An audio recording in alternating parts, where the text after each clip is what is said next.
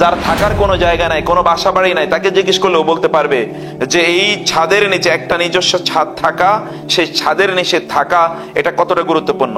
রাসূলুল্লাহ সাল্লাল্লাহু আলাইহি ওয়াসাল্লাম কাছে একজন ব্যক্তি আসলেন এবং তার অসহায়ত্বের কথা বললেন। রাসূলুল্লাহ বললেন, তোমার কি আছে? বলে, ইয়া রাসূলুল্লাহ, নিজের একটা বাসা আছে। ওকে, ভালো। তোমার তারপরে আর কি আছে? বলে, হ্যাঁ, চলার মতো একটা বাহন আছে, অর্থাৎ ওট বা ঘোড়া এরকম কোনো কিছু আছে। 3 নম্বরে কি আছে? ইয়া রাসূলুল্লাহ, আমার তো একজন সতীসাধ্যী দিনদার স্ত্রী আছে। দিনদার সতীসাধ্যী কি আছে? স্ত্রী আছে। রাসূল বলেন, ফাইজান আনতা মালিকুন, তুমি তো তাহলে সম্রাট। তুমি কি তাইলে সম্রাট? You are an emperor, you are a king. তুমি তো রাজা। তুমি কিসের অভিযোগ নিয়ে এসছো অথবা কিসের অভাবের কথা বলছো? তুমি you are a great king. আরবাআতুম মিনাস সাআদা। In another authentic narration the prophet সাল্লাল্লাহু আলাইহি ওয়াসাল্লাম সেড, 4টে জিনিস হচ্ছে মানুষ যে সৌভাগ্যবান, এটার প্রমাণ হচ্ছে 4টে জিনিস। তোর মধ্যে 1 নম্বর জিনিস হচ্ছে আল মারআতু সালিহা, he does have a pious wife. তার একজন দিনদার, আল্লাহওয়ালা, আল্লাহকে ভয় পায়, আল্লাহকে ভালোবাসে, এরকম একজন স্ত্রী আছে। 2 নম্বর হচ্ছে এই ব্যক্তির কি আছে? তার নিজের একটা থাকার জায়গা আছে। 3 নম্বরে হচ্ছে ওই ব্যক্তির তার নিজের একটা বাহন আছে, একটা ট্রান্সপোর্ট, একটা ভেহিকল আছে। আধুনিক যুগের ভেহিকল, সেই যুগের ভেহিকল, বিভিন্ন যুগের ভেহিকল, এরকম একটা ভেহিকল আছে, ট্রান্সপোর্ট আছে, যে ট্রান্সপোর্টটা তিনি ব্যবহার করেন তার নিজের জন্য। আর 4 নম্বর হচ্ছে ওই ব্যক্তির কাজে সহযোগিতা করে এমন লোক তার আছে, কাজে সহযোগিতা করে এমন লোক তার আছে। রাসূলুল্লাহ বললেন, আরবাউন মিনাস Saada, these 4 are the indicators that this man is really lucky, fortunate. এই ব্যক্তি সত্যিকার অর্থে একজন সৌভাগ্যবান মানুষ, এটা তার একটা প্রমাণ। তো আশা করছি আমরা এই জায়গা থেকে যেটা বুঝতে পারি যে আমাদের একটা নিজস্ব একটা অঙ্গন আছে, যেখানে আমরা থাকতে পারি, মাথা গোজার ঠাঁই আছে। এগুলো সব কিছুই আমাদের সৌভাগ্যের প্রতীক হিসেবে আল্লাহ রাসূল সাল্লাল্লাহু আলাইহি ওয়াসাল্লাম উল্লেখ করেছেন। আবার বিপরীতে এগুলোর ব্যাপারে তিনি এই সতর্কতাও বলেছেন যে কোন একজন ব্যক্তির বাসা বাড়ি অথবা কোন একজন ব্যক্তির ওয়াইফ অথবা তার বাড়ি গাড়ি ইত্যকার জিনিস তাকে ধ্বংস করে দিতে পারে। এগুলো তার মধ্যে যদি অহংকার তৈরি করে অথবা এগুলো যদি তাকে আল্লাহ সুবহানাহু ওয়া তাআলা থেকে দূরে সরিয়ে নিয়ে যায়, তাহলে এগুলো মানুষের ধ্বংসের কারণ হতে পারে। That is a different side of the story, a different coin, the flip side of the coin. আমরা সেই সাইডের কথা এখানে আলোচনা করছি না। আল্লাহ সুবহানাহু ওয়া তাআলা আমাদের ঘরগুলোতে আমাদের কল্যাণ, একটা পারিবারিক জীবনের মধ্যে আমাদের কল্যাণ, সেই কথা মহান আল্লাহ সুবহানাহু ওয়া তাআলা বলেছেন। এটার কথা বলতে গিয়ে আল্লাহ সুবহানাহু ওয়া তাআলা কোরআনের বহু জায়গায় তিনি বলেছেন, যে সকল লোকদের ঘর নাই অথবা তাদের ঘর থেকে, তাদের বাড়ি থেকে, তাদের নিজের এলাকা থেকে, তাদের দেশ থেকে তারা বহিষ্কৃত, ask them, তাদেরকে আপনি জিজ্ঞেস করে দেখুন, what is the value of motherland, what is the value of fatherland, what is the value of the native society, what is the value of his home। যে তার বাসা থেকে বহিষ্কৃত হয়েছে তাকে একবার জিজ্ঞেস করে দেখুন বাসার গুরুত্ব কি। যে বিদেশে থাকে তাকে একবার জিজ্ঞেস করে দেখুন তার পরিবারকে কতটা সে ফিল করে। আমি বুঝতে পারবো না, প্রতিদিন আমি হয়তো বাসায় ফিরে যাই, আমি বুঝতে পারবো না যে আমার সন্তান অথবা স্ত্রী অথবা বাবা মা অথবা আমার স্বামী অথবা আমার পরিবার পরিজন আমার কাছে কতটা গুরুত্বপূর্ণ, বিকজ আমি তাদের থেকে কখনোই দূরে সরে যাইনি। আপনি 1 সপ্তাহ দূরে সরে দেখেন, যেই ব্যক্তি ঘর থেকে রাগ করে বের হয়ে গিয়েছে 2 দিন পরে সে ঘরে আসার জন্য কান্না করে, করে না? ঘরে আসার জন্য কান্না করে, চিৎকার করে বলে আমি ঘরে ফিরে যেতে চাই। যেই ঘর থেকে সে কান্না করে বের হয়েছিল ওই ঘরে ফিরে আসার জন্য সে কান্না করে, কারণ এই ঘরটাই তার প্রশান্তির জায়গা, এখানে তাকে বারবার ফিরে আসতে হয়। শান্তি আল্লাহ সুবহানাহু ওয়া তাআলা এখানে রেখেছেন, তিনি বলেছেন, আমরা বলিনি। তিনি নিজে বলেছেন যে জাআলা মিন বুয়ুতিকুম সাকানা, তিনি তোমাদের বাড়ি ঘরগুলোকে তোমাদের প্রশান্তির কারণ বানিয়েছেন। আল্লাহ সুবহানাহু ওয়া তাআলা বলেছেন, তুমি যদি জান্নাতে যেতে চাও তাহলে এই ঘরের মধ্যেই থাকো। ওয়াকারনা ফি বুয়ুতিকুন্না ওয়ালা তাবাররাজনা তাবাররুজাল জাহিলিয়াতিল উলা। লুকিং এট দ্য সিস্টার, আল্লাহ সুবহানাহু ওয়া তাআলা সেড, নারীদেরকে লক্ষ্য করে তিনি বললেন, তোমরা তোমাদের ঘরের গুলোতে বেশি বেশি থাকো, জাহিলি যুগের নারীদের মতো যখন তখন তোমরা ঘর থেকে বের হয়ে যেও না। পুরুষদের ব্যাপারে রাসূল সাল্লাল্লাহু আলাইহি ওয়াসাল্লাম বললেন, যখন উকবা বিন আমির রাসূলের কাছে এসে বললেন, ইয়া রাসূলুল্লাহ মান নাজাতু, কিভাবে মুক্তি পাবো? রাসূল সাল্লাল্লাহু আলাইহি ওয়াসাল্লাম বললেন, তোমার ওয়ালিয়াসাকা বাইতুক, যত বেশি সম্ভব সময় বাসায় কাটাও, যত বেশি সম্ভব বেশি বেশি সময় বাসায় কাটাও। এটা হলে তুমিও মুক্তি পাবে, তোমার পরিবার পরিজন মুক্তি পাবে। বাসা থেকে যতই বের হবে ততই তোমার মুক্তির পথগুলো সংকীর্ণ হয়ে যাবে, ততই তোমার মুক্তির পথগুলো চ্যালেঞ্জের মুখে পড়ে যাবে, থ্রেটের মুখে পড়ে যাবে। বাসায় বেশি বেশি থাকো, বেশি বেশি বাসায় তুমি সময় কাটাও।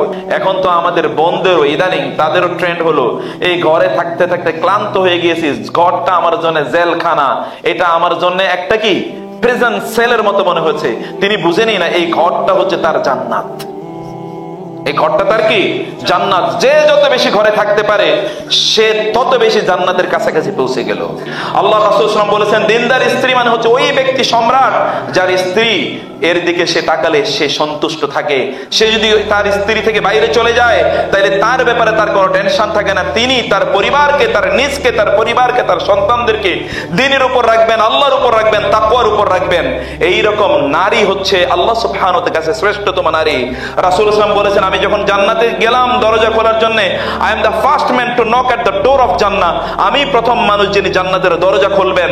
আমি সেখানে গেলাম দরজা খোলার জন্য, আমি গিয়ে দেখি আমার আগে একজন নারী ওই জান্নাতের দরজার কড়া নিয়ে টানাটানি করছে। আমি জিবরিলকে জিজ্ঞেস করলাম, জিবরিল এই নারী আবার কে, আমার আগে জান্নাতে চলে আসলো? জিবরিল বললেন, এই নারী সেই নারী যার স্বামীর মৃত্যুর পর তার সন্তানদেরকে লালন পালন করার জন্য সে আর দ্বিতীয়বার বিয়ে করেনি। এইরকম একজন নারী রাসূলুল্লাহ সাল্লাল্লাহু আলাইহি ওয়াসাল্লামের আগেই জান্নাতের দরজাগুলো নিয়ে নাড়াচড়া করছে, কড়া নাড়ছে। যিনি তার স্বামীর জন্য, তার স্বামীর মৃত্যুর পরে সন্তানদেরকে লালন পালন করার জন্য তিনি বিয়ে করেননি এবং তিনি একটা সতী সাধ্য জীবন যাপন করেছেন। Sisters and brothers, look at the status of a women.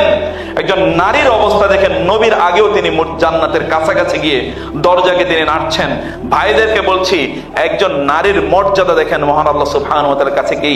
অতএব when you go to construct your family, constitute your family, আপনি যখন আপনার পরিবারটাকে তৈরি করতে চান, তৈরি করতে যান, এই পরিবার বলতে আমি শুধুমাত্র আপনার পরিবারের কথা বলছি না, I am talking about an extended family. আমি একটা লম্বা পরিবারের কথা বলছি, যে লম্বা পরিবার মানে হচ্ছে আপনার পর আপনার নাতিরা অথবা আপনার সন্তানরা কাদেরকে চুজ করবে, এটা একটা ব্লাড সার্কেল তৈরি হয়।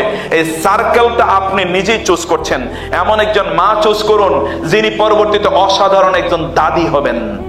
এমন একজনকে আপনি আপনার স্ত্রী হিসেবে নির্বাচন করুন যিনি আপনার সন্তানদের জন্য অসাধারণ একজন মা হবেন, আপনার নাতি নাতিনের জন্য অসাধারণ একজন দাদি হবেন। এরকম একজন মানুষকে আপনি আপনার স্ত্রী হিসেবে নির্ধারণ করুন, অথবা অসাধারণ একজন নানী হবেন। প্রিয় ভাইরা, আমি সেই কথা বোনেরা আমি সেই দিকে যাচ্ছি না। রাসূল বলেছেন, মুআজ তোমাকে তিনটি বিষয় আমি অনুরোধ করছি, তুমি তিনটি জিনিসের প্রতি খুবই মনোযোগ দেবে। ইয়া মুআজ কলবুন শাকিরুন, তোমার অন্তরটাকে তুমি কৃতজ্ঞ একটা অন্তর বানাও। 2 নম্বর ওয়ালিসানুন যাকিরুন, তোমার মুখ দিয়ে যা কিছু বের হবে তা যাতে আল্লাহ সুবহানাহু ওয়া তাআলার সন্তুষ্টির জন্য হয়। ভাইরা, একবার চিন্তা করে দেখুন তো বোনেরা, প্রতিদিন আমরা যা বলি এগুলোকে যদি কোনো নিক্তিতে প্যারামিটারে ফেলা হয়, যদি প্রশ্ন করা হয় এগুলোর কয়টা নিয়ে আল্লাহ সুবহানাহু ওয়া তাআলা সন্তুষ্ট, I doubt that how much, what will be the percentage of this sort of speech and talk stuff which will be ultimately earning the pleasure of Allah. কত পার্সেন্ট আল্লাহর প্লেজার আর্ন করবে? I doubt it. I have a strong reservation, I have a strong doubt. আমাদের এমন তৈরি করা দরকার, এমন মানুষে তৈরি হওয়া দরকার যার অধিকাংশ কথাগুলোই দ্বীনের কথা, যার অধিকাংশ কথাগুলোই আল্লাহর কথা, যার অধিকাংশ কথাগুলোই ভালো কথা, যার অধিকাংশ কথাগুলোই আল্লাহ সুবহানাহু ওয়া তাআলা সন্তুষ্টির কথা। এমন কথা আমাদের মুখ থেকে তৈরি হোক। নাইলে আমার ভয় হয় যিনি আপনাকে এই মুখ দিয়েছেন, কথা বলার ক্ষমতা দিয়েছেন, কবে যেন এই কথা বলার ক্ষমতাটাকে তিনি কেড়ে নিয়ে যান, কবে যেন তিনি আপনাকে কথা বলার আর ক্ষমতাই না দেন। সেই জন্য প্রথম যে কাজটি আমাদের করতে হবে সেটি হচ্ছে যে আমি বললাম উত্তম একজন স্ত্রী ইয়ে করা। মুআজকে রাসূল সাল্লাল্লাহু আলাইহি ওয়াসাল্লাম তিনটি উপদেশ দিয়েছেন, তার মধ্যে 3 নম্বর স্ত্রী, ওয়াজাউজাতুন সালিহাতুন তুরিদুকা আলা আমরি দীনিকা ওয়া দুনিয়াকা খায়রুম মাক্তানাজান নাস। আজ তোমাকে বলছি এমন একজন স্ত্রী গ্রহণ করো যে স্ত্রী দুনিয়া এবং আখিরাতের কাজে তোমাকে সহযোগিতা করবে। ধন সম্পদ জমা করার চেয়ে এটা তোমার জন্য অনেক অনেক বেশি উত্তম। শ্রেষ্ঠতম কোন সম্পদের নাম যদি তুমি আমার কাছে জিজ্ঞেস করতে চাও মুআজ, তাহলে এটা হচ্ছে পায়াস লেডি, পায়াস ওমেন, একজন দিনদার আল্লাহওয়ালা একজন স্ত্রী। আপনাদেরকে বলছি বোনেরা এখানে যারা আছেন, আপনারা আপনাদেরকে আপনাদের স্বামীর জন্য শ্রেষ্ঠতম সম্পদের তৈরি করুন। তার জন্য দুনিয়া এবং আখিরাত এর চেয়ে শ্রেষ্ঠ কোনো সম্পদ নাই। ভাইয়েরা যারা আছেন এমন মানুষ নিজে আপনি তৈরি করুন। যারা বিয়ে করেছেন তারা বলবেন অলরেডি তো বিয়ে করে ফেলছি, করণীয় কি? করণীয় আছে, সেটা আমরা একটু পরে আলোচনা করছি ইনশাআল্লাহ। যাই হোক না কেন, রাসূলুল্লাহ সাল্লাল্লাহু আলাইহি ওয়াসাল্লাম আমাদেরকে জানিয়ে দিয়েছেন, তাযাওয়াজুল ওয়াদুদাল ওয়াদুদা ফাইন্নী মুকাসিরুম বিকুম আল উমামা ইয়াউমাল কিয়ামা। তোমরা এমন নারীদেরকে ভালোবাসো, এমন নারীদেরকে বিয়ে করো যারা তোমাদেরকে প্রচুর পরিমাণ ভালোবাসবেন, প্রচুর পরিমাণ সন্তান দেবেন, কারণ তোমাদের সংখ্যা নিয়ে আমি কিয়ামতের দিন আল্লাহ সুবহানাহু ওয়া তাআলার কাছে, আল্লাহ সুবহানাহু ওয়া তাআলার সামনে আমি অহংকার গর্ব প্রকাশ করব। আপনি এমন মানুষকে এমন মানুষকে চুজ করুন যিনি আলটিমেটলি আপনাকে আল্লাহ সুবহানাহু ওয়া তাআলা তার রাসূলের কাছাকাছি পৌঁছে দেবে। আল্লাহ এবং তার রাসূলের থেকে অনেক দূরে সরিয়ে নিয়ে যাবে তা নয়। আমি এই জন্য অনেকের অ্যাডভেঞ্চার আছে এরকম, এমন কোন ছেলে অথবা মেয়েরে তারা বিয়ে করতে চায়, পরে বিয়ে করার পরে তারা মুসলমান বানিয়ে নিমনি। এই সকল লোকদের অবস্থা দেখে আমি হতভাগ হয়ে যাই, তাদের স্পর্ধা দেখে আমি মাঝে মাঝে হতাশ হয়ে যাই, এবং এই সকল লোকদের দুরবস্থা দেখে মাঝে মাঝে আই ক্রাই রিয়েলি। কারণ এরা বুঝতে পারে না বিয়ের পরে আর কাউরে সংশোধন করা যায় না, যা করার আগেই করা লাগে। পরে আর কাউরে সংশোধন করা যায় না, পরে সংশোধন করবেন either you make or you break, either you make or you break, and in most of the cases it is broken, in most of the cases it is broken। আর কিছু হয় না, যা আছে ওইভাবে, এরপরে সবকিছু রসাতলে চলে যায়। never take this adventure, life is not an adventure। জীবন কোন অ্যাডভেঞ্চারের নাম নয়, এটা কোনো মুভি নয় যে মুভি থিয়েটারে আপনি গেলেন নিজের মতো করে মুভি তৈরি করলেন, ব্যাপারটা কিন্তু এরকম নয়। এটা একটা নিজস্ব course of style, course of একটা স্টাইল আছে, একটা কোর্স অফ অ্যাকশন আছে, একটা কোর্স আছে, যে কোর্সে এটা চলতেই থাকে অব্যাহতভাবে। সেইখান থেকে আপনাকে তৈরি করার জন্য আগ থেকে আপনাকে সিদ্ধান্ত গ্রহণ করতে হবে। প্রিয় ভাইরা, 2 নম্বর হচ্ছে আমাদের প্রত্যেকের দায়িত্ব হচ্ছে, যারা বলেছে যারা বিবাহ করেছেন, পুরুষ অথবা নারী, ইদার অফ দ্য সাইডস, দুই সাইডের কথা বলছি, আপনার কাউন্টার পার্ট অর্থাৎ আপনার স্পাউস, তাকে দিনদার আল্লাহওয়ালা বানানোর জন্য আপনাকে প্রচেষ্টা চালাতে হবে। সেটা করবেন ভাইয়েরা, তা আপনার স্ত্রীদেরকে হালাকাতে নিয়ে আসবেন, ইসলামিক সেশনগুলোতে নিয়ে যাবেন, মার্কেটে যেরকম নিয়ে যেতে মনে চায়, চাইনিজ হোটেলে যেরকম নিয়ে যেতে মনে চায়, বিভিন্ন জায়গায় যেমন ঘুরতে মনে চায়, তার চেয়ে অনেক বেশি প্রায়োরিটি দেন ইসলামী হালাকাগুলোতে। এদেরকে বেশি বেশি নিয়ে আসুন সাইড বাই সাইড। যে যখন মুসলমানদের হালাকাগুলোতে নারী এবং পুরুষের সংখ্যা সমান হবে, অথবা প্রপোর্শনেটলি নারী বেশি হওয়ার কারণে তাদের সংখ্যা বেশি হবে, তখনই বুঝবেন ওই সমাজ ঠিক আছে, অথবা ওই সমাজ তার নিজস্ব কোর্সের উপরে আছে, অথবা ওই সমাজ ডিভাইন গাইডেন্সের উপর আছে। যদি দেখেন পুরুষদের সংখ্যা বেশি, নারীদের সংখ্যা কমে গিয়েছে ইসলামী জালসাগুলোতে, হালাকাগুলোতে, আর নারীদেরকে দেখবেন বিভিন্ন সিনেমা নাটক অথবা বিদেশি বিভিন্ন ধরনের সিরিয়াল নিয়ে ব্যস্ত আছে, তাহলে বুঝবেন ওই সমাজ ইজ ড্যামেজড। এটা রিকভারি আল্লাহ সুবহানাহু ওয়া তাআলা ছাড়া কেউ জানেন না, এবং এতটা দ্রুত গতিতে এগুলোর পতন হবে যেইখানে আপনার ভাবনার চেয়েও পতনের গতি অনেক অনেক বেশি হবে। 10 বছর আগের বাংলাদেশের সোসাইটির 10 বছর পরে এতটা অধপতন হবে কমপক্ষে আমি ভাবিনি। আপনারা ভাবতে পারেন কমপক্ষে আমি ভাবিনি। আগামী 10 বছর পরে কোথায় গিয়ে পৌঁছবে এটা আপনারা এবং আমরা এখনো ভাবতেই পারি না কোথায় গিয়ে পৌঁছবে। ইফ দিস ট্রেন্ড কন্টিনিউজ, যদি এটা চলতেই থাকে, এজন্য আপনারা যারা আছেন, যারা ইসলামিক্যালি এলিট, ফাইন্যান্সিয়াল এলিটরা আমার কাছে ধন, আমি তাদের কাছে নস্যি, তারা আমার কাছে কোনো গুরুত্বই রাখে না, but you are important to me. আপনারা আমার কাছে গুরুত্বপূর্ণ, because you are elite in the eyes of Allah. আল্লাহর দৃষ্টিতে আপনারাই রিয়েল এলিট। আপনাদেরকে will have to take the lead, আপনাদেরকে সেই নেতৃত্বের ভূমিকা নিতে হবে। আপনারা এগিয়ে নিয়ে আসুন, আপনারা স্টাইল তৈরি করুন, আপনারা কালচার তৈরি করুন, আপনারা এরকম হালাকাগুলো তৈরি করুন। আমি শেষের দিকে গিয়ে সে কথা বলবো যে পরিবারগুলোকে কিভাবে একটা ইসলামিক ইউনিভার্সিটি বানানো যায়। প্রত্যেকটা পরিবার একটা ইসলামিক ইউনিভার্সিটি হবে, প্রত্যেকটা পরিবার একটা ব্লুমফিল্ড ইসলামিক স্কুল হবে। সেইভাবে আমাদের পরিবারগুলোকে বিনির্মাণ করতে হবে। এই ব্লুমফিল্ড 2-4টা স্কুল দিয়ে পৃথিবীকে পরিবর্তন করা যাবে না, unless or until every house becomes an Islamic university or every house becomes an Islamic Bloomfield school।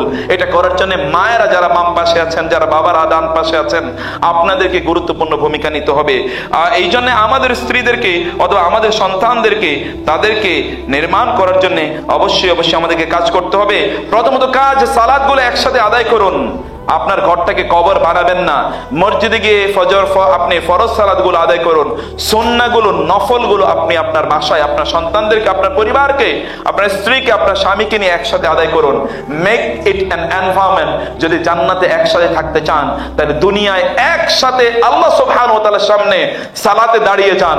আর নাইলে এটা একটা ডিফিকাল্ট এক্সপেকটেশন, ড্রিম হবে যে আপনি দুনিয়াতে একসাথে আল্লাহর আনুগত্যে দাঁড়িয়ে থাকলেন না, আর আল্লাহ সুবহানাহু ওয়া তাআলার নেয়ামতগুলো জান্নাতে একসাথে ভোগ করবেন। আই রিয়েলি ডাউট ইট। সত্যিকার ভাবে বলছি, আমার এটা সন্দেহ লাগে।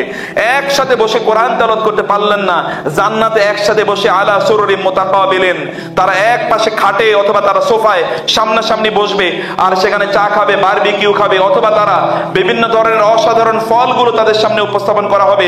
শত শত পরিচারক পরিচারিকারা তারা বিভিন্ন ধরনের জুস নিয়ে আসবে এবং বলবে, ম্যাম, স্যার, একটু খান, আপনাদের জন্য এগুলো নিয়ে এসেছি। It never happen. সেই জন্য আখিরাতে যদি সেটা চান, সে প্রিভিলেজ এন্ড অনার, ডিগনিটি যদি অর্জন করতে চান, আখিরাতে যদি এলিট হতে হয়, তাহলে দুনিয়াতে একটা ইসলামিক এলিটিক লাইফস্টাইল আপনাকে অবশ্যই মেনটেন করতে হবে। ইসলামিক একটা এলিট লাইফস্টাইল আপনাকে মেনটেন করতে হবে। সালাত একসাথে আদায় করা, তাহাজ্জুদ একসাথে আদায় করা, কোরআন একসাথে তেলাওয়াত করা, ইসলামিক হালাকাগুলো একসাথে করা, জিকির আজকারগুলো একসাথে করা, এই সকল কাজগুলো আমাদেরকে করা দরকার। দান সাদাকার জন্য উদ্বুদ্ধ করা দরকার। তুলনামূলক পুরুষদের চেয়ে নারীরা একটু ক্লোজ ফিস্টেড হয়। Sisters, don't take me wrong. তুলনামূলক পুরুষদের চেয়ে নারীরা একটু কি হয়? ক্লোজ ফিস্টেড হয়। আমি কোত্থেকে জেনেছি, বাংলাদেশে মেয়েদেরকে যারা সবচেয়ে বেশি ঠকান তাদের নাম হচ্ছে মা। আবার বলবো, বাংলাদেশে মেয়েদেরকে সবচেয়ে বেশি ঠকান যারা, তারা হচ্ছেন মা। মায়েরাই বাবাদেরকে অর্থাৎ স্বামীদেরকে বলেন, ও তো আরেকজনের বাড়িতে গিয়ে কাম করবো, ওরে এত ভালো স্কুলে পড়ানোর দরকার কি, পোলাই তো তোমার কাম করে খাওয়াইবো, অতএব ওরে ভালো স্কুলে পড়াও। বাড়ি ঘর যদি বাবারও মেয়েদের জন্য কিছু করতে চায়, তাহলে মায়েরা বাধা দেয়, ও তো বিয়ে হয়ে যাবে, ও তো টাকা পয়সা তখন ওর স্বামী নিয়ে যাবে, ছেলের নামে রাখো, এরপরে যা হবে দেখা যাবে। আমি আমার নিজের আত্মীয় স্বজন, পাড়া প্রতিবেশী অথবা আমার নিজের এনভায়রনমেন্টের কথা বলছি। আপনাদের গল্প ভিন্ন হতে পারে, কিন্তু আমাদের গল্পটা আমরা ভিন্ন দেখেছি। এরকম পরিস্থিতি আমি দেখছি। যেন বোনদেরকে বেশি বেশি দানের জন্য উদ্বুদ্ধ করবেন, তাদেরকে দানের কথা আপনাদেরকে বলবেন। কম থেকে রাসূলকে প্রশ্ন করলো, সবচেয়ে বেশি দান, সবচেয়ে গুরুত্বপূর্ণ মর্যাদাবান দান কি? রাসূল বলেন, দুটো। সিস্টাররা খেয়াল রাখবেন, সবচেয়ে গুরুত্বপূর্ণ দান, সবচেয়ে আল্লাহর কাছে মর্যাদাবান দান হলো দুটো। একটা হচ্ছে যে দানটি গোপনে করা হয়, 2 নম্বর যে দানটি কম থেকে কম করা হয়। একজন ব্যক্তির কাছে 1 কোটি টাকা আছে, সেখান থেকে তিনি দিলেন 1 লক্ষ টাকা। আরেকজনের কাছে ছিল 100 টাকা, সেখান থেকে তিনি দিয়েছেন 50 টাকা। কে বেশি দিয়েছে? 100 টাকা থেকে যিনি 50 টাকা দিয়েছেন, তিনি 50% দান করেছেন। আল্লাহ সুবহানাহু কাছে এইটার মর্যাদা অনেক অনেক বেশি। ওই 1 কোটি আল্লাহ সুবহানাহু কাছে কখনোই সংখ্যা আল্লাহর কাছে ইম্পর্টেন্ট নয়। আল্লাহর কাছে যেটা ইম্পর্টেন্ট, সেটার নাম হলো এইটা হার্ট। সিস্টাররা হার্টটাকে বড় করতে হবে, অনেক অনেক বড় করতে হবে। যা আছে যতটুকু আছে ততটুকু থেকে দান করুন। এখানকার সিস্টারদের কথা বলছি না, যারা পরবর্তীতে দেখবে তাদের কথা বলছি। সেজন্য বেশি বেশি দান করবেন। আপনাদের বাসা বাড়িগুলোকে একসাথে ইসলামিক লেকচারগুলো শুনবেন। এটা অনলাইন হোক, অফলাইন হোক, এইরকম কোন হালাকা সেশন হোক অথবা অন্য জায়গায় হোক, একসাথে বসে বসে ইসলামিক লেকচারগুলো শোনেন, উপলব্ধি করার চেষ্টা করেন। একসাথে বসে বসে ইসলামিক বইগুলো পড়েন। এগুলো আপনাদের একসাথে করা দরকার। এই কাজগুলো যদি আপনারা একসাথে করতে পারেন, তাহলে দেখবেন যে আপনাদের দিনী জীবনটা এটা খুবই গুরুত্বপূর্ণভাবে চলবে। আপনাদের দিনী জীবনটার মধ্যে আপনারা দেখতে পাবেন যে সেখানে কি পরিমাণ অসাধারণ মর্যাদা ইত্যাদি তৈরি হবে। তারপরে যে কথাটি বলছি তা হচ্ছে যে অবশ্যই আপনাদের সন্তানদের জন্য অথবা আপনাদের স্ত্রী এবং স্বামীদের জন্য এমন বন্ধু নির্বাচন করুন যে বন্ধুরা তাদেরকে দ্বীনি কাজে সহযোগিতা করবে। এটা আপনাদের দায়িত্ব, আমাদের দায়িত্ব। আপনার স্ত্রীকে আপনি কেমন বান্ধবী উপহার দিয়েছেন? তার তো আগের যুগের বান্ধবী আছে যারা অধিকাংশই কি অর্ধ উলঙ্গ থাকে। আপনি তার সাথে তাকে ট্যাগ করে রাখবেন এখনো? তাহলে আপনি কি করলেন?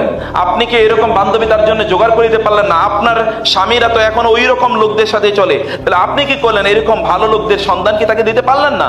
আপনার সন্তানদের বন্ধু অথবা বান্ধবীরা এখনো তাদের দ্বীনি লাইফস্টাইল তারা মেনটেন করে না। How long they should remain connected with them, সে ব্যাপারে আপনার ইন্টারফেয়ারেন্স, আপনার কন্ট্রিবিউশন কি, আপনি সেখানে কি করতে চান, আপনি সেখানে কতটুকু করতে চান, আপনার সেখানে দায়িত্ব কি, সেই দায়িত্বটা নিশ্চয়ই আপনাকে পালন করতে হবে। সেই জায়গাগুলো আমাদের অবশ্যই বুঝতে হবে। আমরা সেই জন্য যে কথা বলছিলাম যে সন্তানদের তাদেরকে ক্ষতি থেকে বাঁচানোর জন্য যেমনি ভাবে, বা স্ত্রীদেরকে ক্ষতি থেকে বাঁচানোর জন্য যেভাবে আমরা কাজ করি, তেমনি ভাবে তাদের নির্মাণের জন্য আমাদেরকে কাজ করতে হবে। আপনার বাড়িটাকে আল্লাহ সুবহানাহু ওয়া তাআলার জিকিরের একটা জায়গা বানান। ভাইরা বোনেরা, আল্লাহর জিকিরের স্থান আপনার বাড়ি ঘরগুলোকে বানান, যেখানে মহান আল্লাহ সুবহানাহু ওয়া তাআলা জিকির হবে, যেখানে কোরআন তেলাওয়াত হবে, যেখানে আল্লাহ সুবহানাহু ওয়া তাআলার নাম উচ্চারণ হবে, যেখানে ইসলামী হালাকা তৈরি হবে। আমি এই জন্য আবার বলছি যে বাসা বাড়িগুলোতে হালাকা তৈরি করুন, সেখানে মানুষকে দাওয়াত দেন, অন্যদিকে আলেম ওলামাদেরকে সেখানে দাওয়াত দেন, সেখানে আপনার প্রতিবেশী যারা আছে তাদেরকে ডাকুন, তাদের কাছ থেকে কিছু কথা শুনুন এবং তাদেরকে কিছু কথাবার্তা বলুন। যদি আপনি চান যে আপনার ঘরটি ফেরেশতারা সব সময় এটাকে পরিবেষ্টন করে রাখুক, আপনি জানেন যে ইসলামী হালাকা যখন তৈরি হয় তখন সেখানে ফেরেশতারা কি করে, চারিদিক থেকে পরিবেষ্টন করে রাখে, সেখানে প্রশান্তি নাজিল হতে থাকে, সেখানে রহমত নাজিল হতে থাকে, শয়তানগুলো সেখান থেকে দূরে পালিয়ে চলে যায়। যদি আপনি চান আপনার ঘরটা এরকম হোক, তাহলে সেখানে হালাকা তৈরি করুন, ইসলামী আলোচনার অনুষ্ঠান করুন, নিজেদের সন্তানদেরকে নিয়ে করুন, অন্যদেরকে নিয়ে করুন। এটা আপনাকে করতে হবে। আপনি কার জন্য এগুলো নির্মাণ করছেন, কার জন্য এগুলো করছেন? এই আপনার সন্তানকে যদি আপনি ভালোবাসেন, তাহলে রিয়েল ভালোবাসা হচ্ছে এটা। রাসূলুল্লাহ বলেছেন, মাসালুল বাইতিল্লাযী ইউযকারু ফীহি রাbb, যেই বাড়িতে আল্লাহ সুবহানাহু ওয়া তাআলার নাম উচ্চারণ করা হয় সেই বাড়িটির উদাহরণ হচ্ছে কামাসালিল হাইয়্যি ওয়াল মাইয়্যিত। ভালো করে খেয়াল করবেন, যেই বাড়িতে আল্লাহ সুবহানাহু ওয়া তাআলা জিকির হয় ওই বাড়িটি একটি সজীব এবং একটা প্রাণবন্ত বাড়ি। আর যেই বাড়িতে আল্লাহর জিকির হয় না, শুধু নাচ গান বাদ্য শুধুমাত্র ওই বাড়ি থেকে বের হয়, তাইলে বুঝতে হবে এটা একটা মৃত হাউস, মৃত। and the people living there are also dead। সেখানে যে সকল লোকেরা তারা বেঁচে আছে, ওই সকল লোকেরা তারাও আসলে মৃত। আমি কিন্তু সব সময় ফিজিক্যাল জীবিত এবং ফিজিক্যাল মৃতর কথা বলি না। In most of the cases whenever we refer to life we refer to your spiritual life। আমরা যখন জীবনের কথা বলি তখন আমরা আধ্যাত্মিক জীবনের কথা বলি। আপনার আত্মাটা বেঁচে আছে কিনা সেই সকল জীবনের কথা বলি, এই শারীরিক জীবনের কথা বলি না। প্রিয় ভাইয়েরা বোনেরা, সেই জন্য আপনার বাড়ি থেকে যদি এখনো গানের যদি আওয়াজ বেশি আসে, এখনো যদি সিনেমা থেকে ওই কোনো অশ্লীল কোনো বাদ্যযন্ত্র বেজে ওঠে, এখনো যদি আপনার টেলিভিশন থেকে এখনো ওই আওয়াজ আসে যে সেখানে কোনো নারী গান গাচ্ছে এবং তার আওয়াজ বাইরে পৌঁছে যাচ্ছে, এখনো যদি সেখানে অশ্লীল কোনো কাজ চলে, তাহলে নিশ্চিত থাকুন the house is already dead. এটা শয়তানের বাসায় পরিণত হয়েছে। এই বাসা আপনার না, আপনি শয়তানের বাসায় কিছুদিন থাকছেন এবং যখনই আপনি চলে যাবেন তখন ওই শয়তানি এটা আসলে দখল করবে। আসলে ওই সব 24 ঘন্টা মাঝে মাঝে গিয়ে আপনি ওইখানে রেস্ট নেন। এখন আপনি যদি চান যে আপনার বাসাটা শয়তানের হাউসে পরিণত হোক, তাহলে দ্যাট ইজ, এবং এই জন্য আমি বলি সাধারণত যে আপনার বাসায় টেলিভিশন দরকার না। এখন টেলিভিশন মোবাইলের মধ্যে পাওয়া যায়, নাকি বলেন? আপনি টেলিভিশন দিয়ে কি করবেন? নর্তকীদের নাচ দেখবেন যদি বলেন, অথবা জাহান্নামীদের গান শুনবেন, তাহলে শোনেন, দ্যাট ইজ ইউর চয়েস। কিন্তু এটা কোনো মুসলমানের চয়েস হতে পারে না। 4 নম্বর যে পয়েন্ট, ইজআলু বুয়ুতাকুম কিবলা, আপনার বাড়িটাকে কিবলা বানান। বাড়িটা কিবলা মানে কি? বাড়িটাকে মসজিদ বানান। রাসূলুল্লাহ সাল্লাল্লাহু আলাইহি ওয়াসাল্লাম বলেছেন যে তোমরা তোমাদের বাড়িঘরগুলোকে কবর বানিও না। রাসূলুল্লাহ বলেছেন উমিরু আন ইয়াত্তাখিযুহা মাসাজিদা। যে ইবনে আব্বাস রাদিয়াল্লাহু তাআলা আনহু কোরআনের ওই আয়াতের ব্যাখ্যায় বললেন, ওয়া হাইনা ইলা মূসা ওয়া আখিহি আন তাবাওয়া লিকাওমিকুমা মিসরা বুয়ুতান ওয়াজআলু বুয়ুতাকুম কিবলা। আল্লাহ সুবহানাহু ওয়া তাআলা মূসা আলাইহিস সালামকে নির্দেশ প্রদান করলেন, তোমরা তোমাদের বাড়িঘরগুলোকে কিবলা বানাও। এই আয়াতের ব্যাখ্যায় ইবনে কাসির রাহিমাহুল্লাহ উল্লেখ করেছেন, আব্দুল্লাহ ইবনে আব্বাস বলেছেন, ইজআলু ইত্তাখাযু মিন বুয়ুতিকুম মাসজিদা, তোমাদের ঘরগুলোকে মসজিদ বানাও। তোমাদের ঘরগুলোকে কি করো? মসজিদ বানাও। ঘরগুলোকে মসজিদ বানাও মানে কি? ঘরে তোমরা নামাজ আদায় করো। মহিলারা তো ঘরে আদায় করবেন, এই পুরুষরা কি করবেন? ঘরে নামাজ আদায় করবেন। এখন অনেকে এটাকে এমন ভাবে নিয়েছে ঘরেই শুধু নামাজ পড়ে। নামাজ পড়ে কি? শুধু ঘরেই নামাজ পড়ে। এটা ফরজ নয়, সুন্নাহ নফল এর কথা বলছি। সেগুলো ঘরে পড়বেন। ঘরে পড়লে কি হবে? বাচ্চারা দেখবে, স্ত্রী দেখবে, পরিবারের অন্যান্য সদস্যরা দেখবে, তাদের সাথে এক ধরনের সিমেট্রি তৈরি হবে, তাদের একটা স্পিরিচুয়াল কানেকশন তৈরি হবে। তাদেরকে নিয়ে পড়বেন, একসাথে কিছু আলোচনা করবেন। এইভাবে ঘরটাকে ভাইব্রেন্ট রাখা। রাসূলুল্লাহ সাল্লাল্লাহু আলাইহি ওয়াসাল্লাম তিনি তার ঘরে সকল এই নফল সালাগুলো রাসূলুল্লাহ সাল্লাল্লাহু আলাইহি ওয়াসাল্লাম আদায় করতেন। সহিহ হাদিস শেষে রাসূলুল্লাহ সাল্লাল্লাহু আলাইহি ওয়াসাল্লাম একটা কিসসা, খুবই গুরুত্বপূর্ণ ঘটনা, সেটা হচ্ছে মাহমুদ বিন আর রবি আল আনসারী রাদিয়াল্লাহু তাআলা আনহু তিনি বললেন যে আতবান বিন মালিক নামক একজন সাহাবী তিনি রাসূলুল্লাহ সাল্লাল্লাহু আলাইহি ওয়াসাল্লামের কাছে আসলেন। তিনি বদরি সাহাবী, এবং আপনারা জানেন রাসূলুল্লাহ সাল্লাল্লাহু বদরি সাহাবীদের মর্যাদাটা কি, তিনি বললেন যে জিবরিল আলাইহিস সালাতু ওয়াস সালাম আমার কাছে আসলেন এবং বললেন, ইয়া রাসূলুল্লাহ, বদরি সাহাবীদেরকে আপনারা কি মনে করেন? তিনি বললেন they are the best stock among us, তারা হচ্ছে আমাদের মধ্যে শ্রেষ্ঠ। রাসূলুল্লাহ সাল্লাল্লাহু আলাইহি ওয়াসাল্লাম এর কাছে জিবরিল এসে বললেন, সাহাবীদের মধ্যে যারা বদর যুদ্ধে অংশগ্রহণ করেছে তাদেরকে আপনারা কেমন দৃষ্টিতে দেখেন? বলল, তারা তো they are the best among us, we consider them to be the best. জিবরিল বলেন, ইয়া রাসূলুল্লাহ, ফেরেশতাদের মধ্যেও যারা বদর যুদ্ধে অংশগ্রহণ করেছে আমরাও তাদেরকে শ্রেষ্ঠতম ফেরেশতা হিসেবে জানি। This is the importance of the people participate in the battle of Badr. বদরের যুদ্ধে যারা অংশগ্রহণ করেছিল তাদের মর্যাদা আল্লাহর কাছে এইরকম।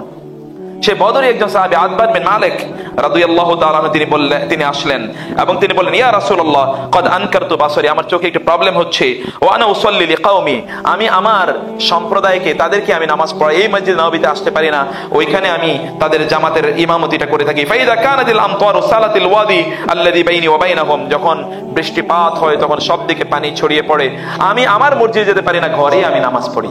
ইয়া রাসূলুল্লাহ, আপনাকে আমি একটু অনুরোধ করি, আমার ঘরে একটু আসেন, একটা জায়গায় আপনি নামাজ পড়েন, যেই জায়গাটাতে আপনি নামাজ পড়বেন ওই জায়গাটাতে আমি পরবর্তীতে আমার নামাজটা পড়ব।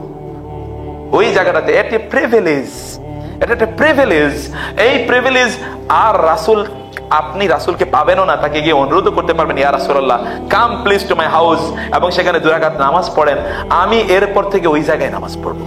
এটা আপনি রাসূলকে করতে পারবেন না, কিন্তু একজন দিনদার আল্লাহওয়ালা মানুষকে তো বলতে পারেন, কাম টু মাই হাউস, এবং সেখানে আপনি একটু আসেন না, 2 রাকাত সালাত একটু আপনি আদায় করেন না, অথবা তাকে ডাকুন, কোন একটা সময় তাই নেই সেখানে সালাত আদায় করবেন, এমন একটা কথা আপনি করুন। অবশ্যই তোমার বাসায় আমি যাব, এবং তিনি সেখানে গেলেন। আবু বকর ওমর তার সাথে ছিল, 2 রাকাত নামাজ রাসূল সাল্লাল্লাহু আলাইহি ওয়াসাল্লাম সেখানে আদায় করলেন। ওই জায়গাটাতে আতবান বিন মালিক পরবর্তীতে সব সময় তিনি সালাত আদায় করতেন। আমি এই জায়গা থেকে যা আপনাদেরকে বোঝাতে চাই তা হলো, বিশেষ করে বেশি বেশি বাসায় সালাত আদায় করবেন, প্লিজ বাসায় বেশি বেশি সালাত আদায় করবেন, নফল সালাতগুলো আদায় করবেন। 5 নম্বর যে বিষয় তা হচ্ছে পরিবারের সদস্যদেরকে দ্বীনি তারবিয়ত, ঈমানি তারবিয়ত তাদেরকে দিতে হবে। পরিবারের সদস্যদেরকে কি দিতে হবে? ঈমানি তারবিয়ত, ঈমানি আলোচনা করুন বাসায়। সন্তানদেরকে নিয়ে ডাইনিং টেবিলে আপনার আলোচনার বিষয় কি হয়? তরকারি আজকে কেমন হলো? কেন বলতে পারেন না যে আল্লাহর প্রতি আজকে তোমার ভালোবাসা কেমন হয়েছে, কতটুকু বেড়েছে? এই আলোচনা কি হতে পারে না? কেন ডাইনিং টেবিলের আইটেম এটা হতে পারে না? ডাইনিং টেবিলের অধিকাংশ ডাইনিং টেবিলের আইটেম হলো ভাবি কি করেছে, আপা কি করেছে, খালা কি করেছে, মামু কি করেছে, চাচা কি করেছে, ইত্তকার ডাইনিং টেবিলের আইটেম। মনে হচ্ছে যেন ভাত না খেয়ে ওগুলো খায় লোকেরা, এমন একটা ক্যারেক্টার। মনে হচ্ছে যেন তারা এটাই খাবার, এটা না খাইলে অধিকাংশ বাঙালির খাবারই হজম হয় না। 2 কথা যদি কারো বিরুদ্ধে না বলে অধিকাংশ মানুষের খাবারই হজম হয় না। আপনি ওই ক্যাটাগরির হবেন না। আপনার ডাইনিং টেবিলে রাসূলের মতো কথা হোক, ইয়া গোলাম, হে বৎস, যখন তুমি খাবে সাম্মিল্লাহ, আল্লাহর নাম বলে খাও। তুমি ওয়াকুল মিম্মা ইয়ালিক, ওয়াকুল বিয়ামিনিক, ডান হাত দিয়ে খাও, ওয়াকুল মিম্মা ইয়ালিক, তোমার সামনে থেকে খাও। আল্লাহর রাসূল সাল্লাল্লাহু আলাইহি ওয়াসাল্লাম কিভাবে ডাইনিং টেবিলেও ডাইনিং এটিকেট শিখিয়েছেন, দিনের প্রচার করেছেন, আমাদের ডাইনিং টেবিল গুলোতে এই আইটেম হোক। আমি অন্য সময় আপনাদের এখানে বলেছিলাম, একজন ইউনিভার্সিটির প্রফেসর, আমি এখন যেখানে আছি ইউনিভার্সিটির ভাইস চ্যান্সেলর, তিনি বলেছিলেন আমাকে, তার সন্তানদেরকে নিয়ে প্রতিদিন তিনি একটা সিস্টেম করেছিলেন। তিনি তার সন্তানদেরকে নিয়ে সবাইকে নিয়ে খেতে বসতেন, এশার পরে তিনি তাদেরকে নিয়ে খেতে বসতেন, রাতের খাবার খেতে বসতেন, এবং তিনি তাদেরকে বলতেন যে কোরআন ধরো, এবং খাওয়ার শুরুতেই তারা 1 পৃষ্ঠা, এই পৃষ্ঠা ওই পৃষ্ঠা যেটাকে বলে, এইভাবে ধরতেন, ধরলে তো এইদিকে একটা পৃষ্ঠা ওইদিকে একটা পৃষ্ঠা, মানে 1 পাতা যদি আমরা বলি, এই 1 পাতা পড়তেন শুধু কোরআনের অনুবাদ। বললেন যে 1.5 বছরের গোটা কোরআন আমাদের পরিবারের সকলের জানা হয়ে গেছে। কি অসাধারণ কাহিনী আমি শিখেছি তার কাছ থেকে। এটা করতে পারেন আপনি, কেন আমি করব না? আমার ডাইনিং টেবিলে কেন এরকম আইটেম থাকবে না? এটা হচ্ছে food for your body, food for your heart. আপনার শরীরের জন্য যেমন খাবার দরকার, আপনার আত্মার জন্যও তো খাবার দরকার। সেই খাবারটা আপনি এখান থেকে সংগ্রহ করুন, সেই খাবারটা আমাদের এখান থেকে নেওয়া দরকার। রাসূল সাল্লাল্লাহু আলাইহি ওয়াসাল্লাম বলেছেন, আল্লাহ সুবহানাহু ওয়া তাআলা সেই পুরুষের উপর রহম করুন যিনি তাহাজ্জুদে নামাজে উঠেছেন, তার স্ত্রী ওঠে না, তার মুখে একটু পানি ছিটিয়ে দিল, দুইজন দাঁড়িয়ে দাঁড়িয়ে একসাথে সালাত আদায় করেছে।